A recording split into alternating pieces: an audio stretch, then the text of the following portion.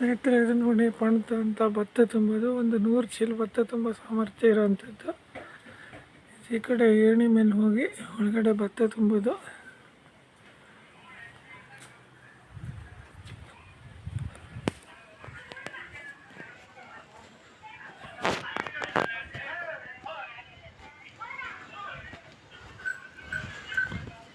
ಇಲ್ಲೊಂದೆರಡು ಕಾನಿ ಕೊಟ್ಟಿದ್ದಾರೆ. ಜಾಸ್ತಿ ಆದರೆ ಭತ್ತ ಇದ್ರೊಳಗೂ ಇಡ್ತಾ ಇದ್ರು.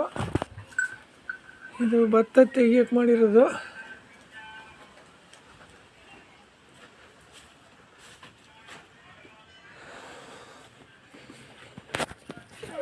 ಅಡಿಗಡೆನೂ ಖಾಲಿ ಇರುತ್ತೆ.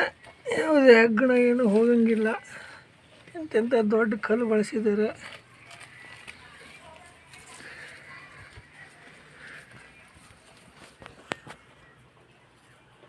ಮೇಲ್ಗಡೆ